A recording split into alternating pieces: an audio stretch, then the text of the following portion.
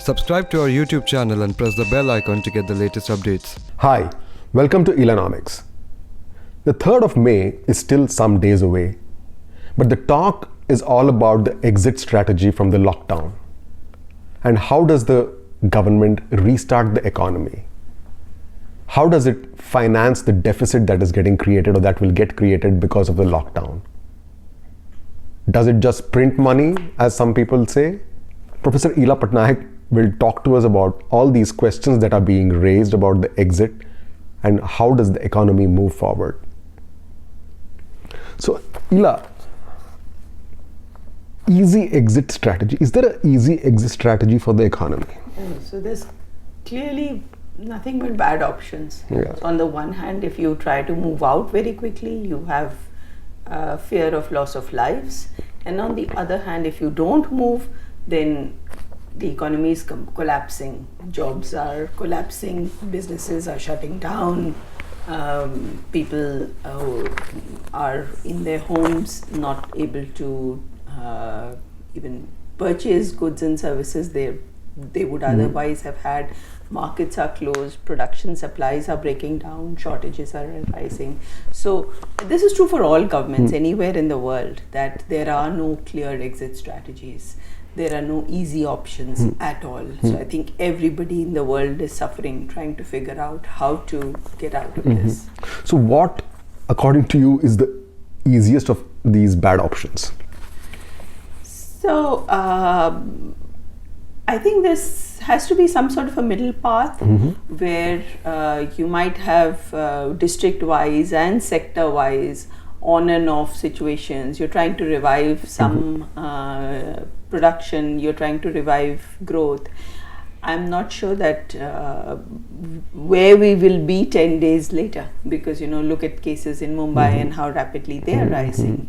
So I think we need to start thinking about a longer term, at least in terms of planning, we need to think about longer term policies. So we need to do scenario analysis where what if the lockdown is extended, because if it is not, suppose we are able to conquer the virus and it is not, then that's a easy and good option. But I think the sort of scenario analysis that we need to do now is, what if this is somewhere in the middle, where it's not that everything goes back to normal on 3rd of May, but that in many parts of the country and in many sectors and in many activities, think about airlines for example, and many activities where things will not go back to normal immediately. And in that scenario, we need to think about how the government spending would be financed.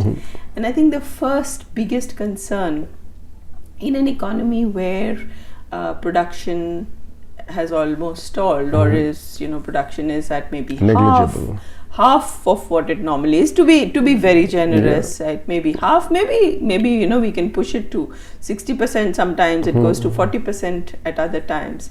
We need to understand that the first thing that will get hit is government revenues, because we pay GST, custom duties on imports, oil, taxes on oil and petroleum. We pay taxes, income taxes.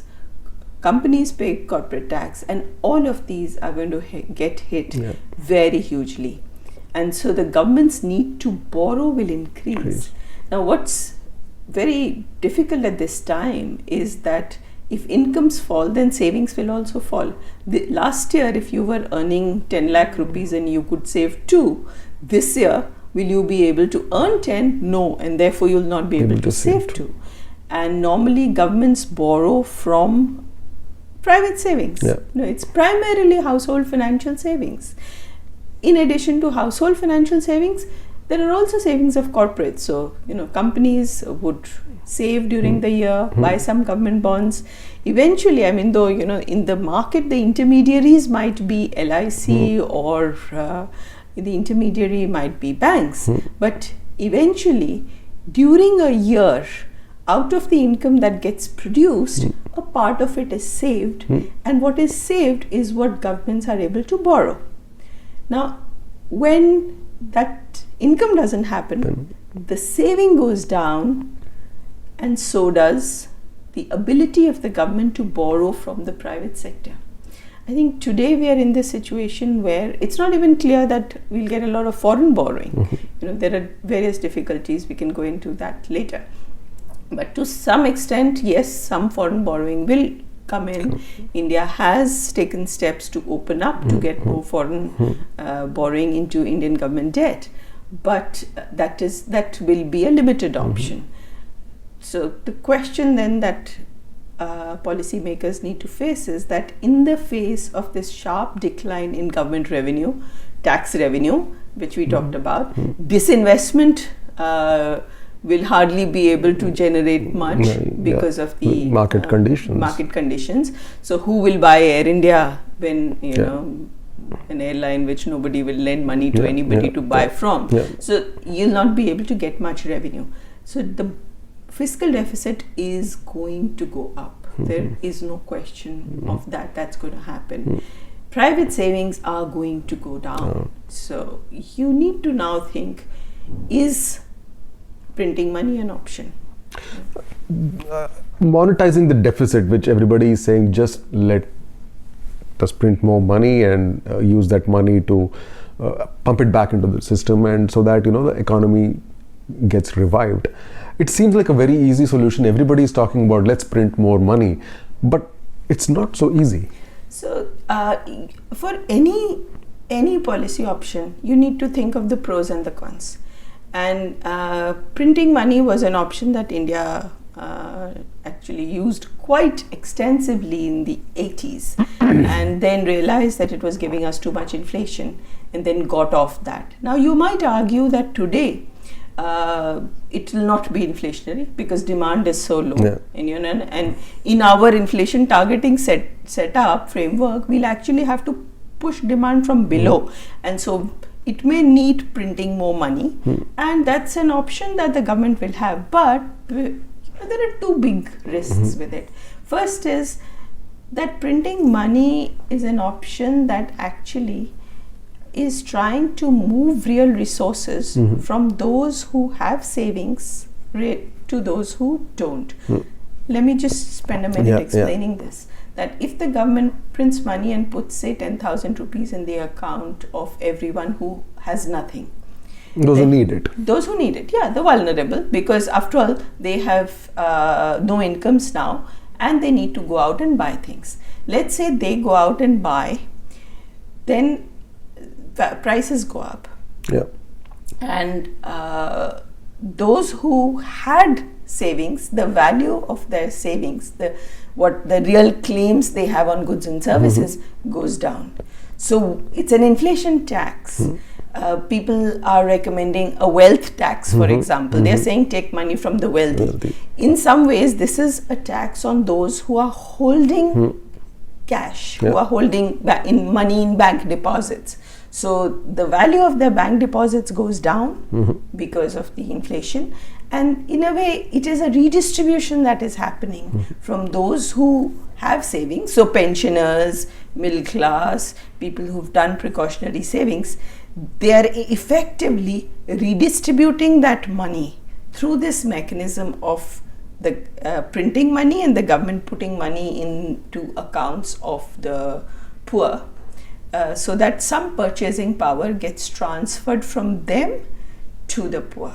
So that is there are, as I said, there are pros and cons. And the con is that there are people who will lose the value of their money. So printing money is not that easy. The second difficulty with printing money is that you find that governments can get addicted to this. It's a very easy option once you start going down that path, and many countries have destroyed themselves, got into hyperinflation by going down that path.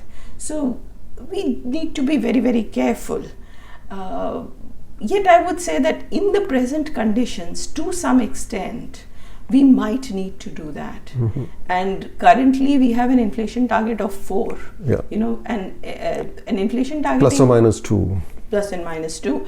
And what an inflation targeting framework does is primarily look at, so what are the demand conditions like? I mean, you've never had a situation where there is a shortage of demand and a shortage of supply, the kind of conditions you have today. So for monetary policy, this is completely new terrain. So that is a point you make also, Ela, in your column this week. You're talking about how monetary policy experts never knew how to deal with a lockdown, or were never prepared for a lockdown where there is no demand, there is no supply. Yeah, so this is something completely uncharted territory, because normally when we think about inflation in an inflation targeting framework, we are thinking, okay, what are the demand pressures due to which, not supply pressures so much, but the demand pressures due to which there might be overheating of the economy, too much consumption, investment and exports. Currently there's consumption, investment and exports are standstill.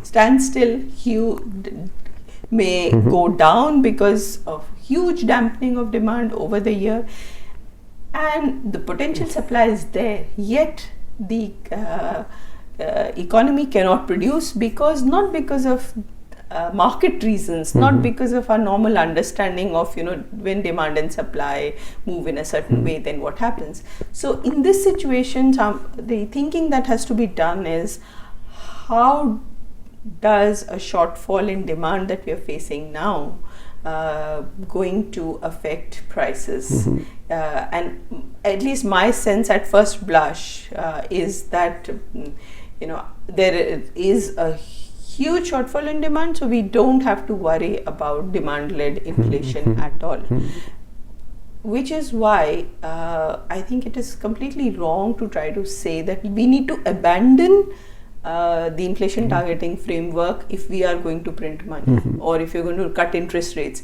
In fact, the inflation targeting framework would say, cut interest rates, cut them more, pump liquidity into the system, do what Bernanke did, do quantitative easing, put money out even after you hit what economists call the zero lower bound. So when interest rates hit zero, the question then becomes, how do you reduce rates further? You can't really reduce them because they've hit zero, though some countries have negative interest rates. But in general, you are then talking about how to increase credit, how to push that further. So I think our inflation targeting framework has been a difficult one to get to. We've had struggles over the 80s, the 90s, 2000s with inflation. It has now anchored the rupee, so the rupee doesn't just start depreciating very fast because it has anchored expectations. People are happy with this stable level, and also that in the present circumstances, it will allow us to print money. It will actually push you to print money because the balance sheet of the Reserve Bank has to expand if you need to keep pushing interest rates down, if the economy slows down the way it is slowing down, and if demand goes down so much. So from everything you're saying, Ela, it seems like the role of the RBI and the Monetary Policy Committee is more going forward than the government and the fiscal side, or is that a correct assumption? I think the government and the RBI have to work together. So at present, we have something called the Ways and Means Agreement, which was put in place in the 1990s, which don't allow monetization of the deficit. I think that would need to be amended. It's a MOU between RBI and the central government. And as we go along, it really depends on how long the lockdown is. But and there's a lots of uncertainty about that, because we don't know how the curve will go, how the second wave or third wave, nobody knows. Absolutely, nobody knows. So I think discussions between RBI and the government need to start on that sort of a scenario analysis, how they will deal with it, and that this is an option that has to be put on the table. There will not be enough money. There will not be enough taxes. There won't be enough revenues. There won't be enough savings if we have to keep going through this year of uncertainty. So it's time to start talking, to start, figuring out what to do, so that it's not that we suddenly find at the end of 2 months that, oops, we didn't have the analysis ready, and we just blindly go into this. Thank you, Ila. The bad news is there will not be enough money. But the good news is we know that there will not be enough money. So the time to start planning is now, and we are sure that policymakers are also thinking about this and planning for this. Thanks for watching this episode of Economics. We will be back with you next week again. Do watch our channel and subscribe to ThePrint's YouTube channel. Thank you.